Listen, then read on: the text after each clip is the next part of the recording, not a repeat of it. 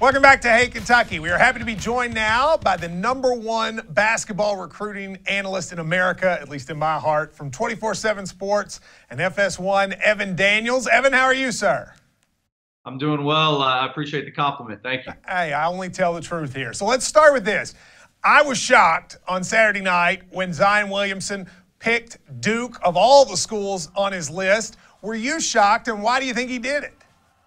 Yeah, I was stunned. Honestly, I think it's probably one of the more surprising recruiting decisions that I've seen. I wasn't even sure that Duke was in the top 3. I think I may have even communicated that to you. I thought he was going to stay local or maybe even go to Carolina. Why he did it, that's a great question. You know, I think that Duke obviously pitched that class together, and it's really similar to the recruiting class they had with Tyus Jones and Jaleel Okafor and Justice Winslow, where they basically used Tyus as the catalyst to recruit all those other guys. And that's kind of how it worked out with Trey, and they did a pretty good job, obviously, and he shocked the world. Now, a lot of people wondered about Kentucky because over the course of his recruitment, Kentucky was seen at times as the leader. Maybe at the end, people thought Clemson was. Do you think Kentucky had a shot, and if not, why? Well, no, because at the end, his stepfather, Lee Anderson, said that they weren't even one of the schools under consideration. He basically said it was Carolina, South Carolina, Clemson, and Duke. Why, though, I'm not quite sure. I do know that Kentucky got in a little late with Zion. They were probably 8 months to 10 months late in terms of really ramping it up. They obviously, the assistants did some work, but it took a little while for them to really jump in there and say, hey, Zion, you're our guy. And maybe that's speculation too. Maybe that's the reason. I'm not quite sure. But, I mean, obviously, Kentucky still has a really good recruiting class without Zion. Well, that brings me to, I guess, the question a lot of Kentucky fans are sort of debating, which is, has Cal lost his edge in recruiting? Now, he clearly hasn't. I mean, they probably will have the #2 class. But in terms of the elite guys, it does seem like Duke is getting more of them than Kentucky, and they've gone head-to-head for a lot of them.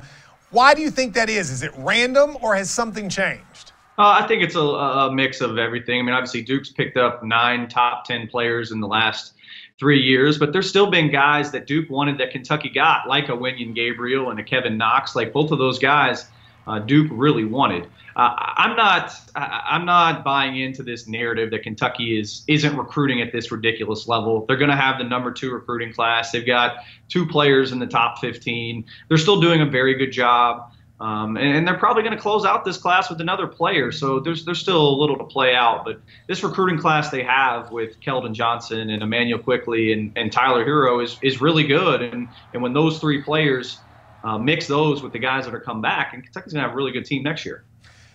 Okay, so you're saying don't panic. But I will say Calipari likes to be the top recruiting dog. He likes to win all of the battles. Is there anything that has made you think they've lost fewer? Do you hear any speculation on the recruiting trail, whispers, or literally is it just the cycle and next year they may get the best guys again?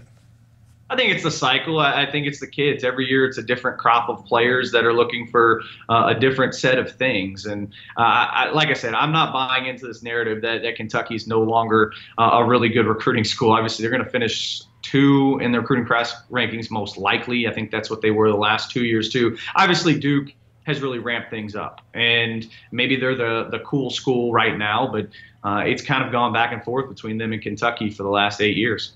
All right, so finishing up the class then, we've talked on here about the James Wiseman maybe reclassifying and coming in this class. Where do you see Kentucky potentially going to finish out this year's class? Well, I think as of now, they are the leader for James Wiseman. He's currently in that 2019 class. He's my top prospect in that class.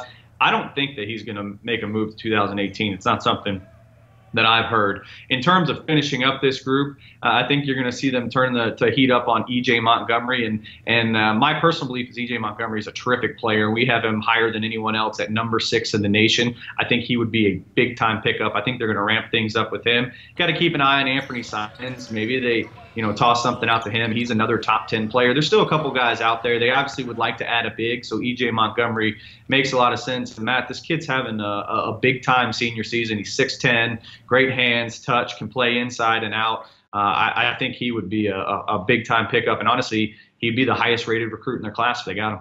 Yeah, that's amazing. Well, Evan, thank you very much. You can catch his work on 24/7 Sports, including that nifty haircut and jacket he's got as well. We appreciate you taking the time.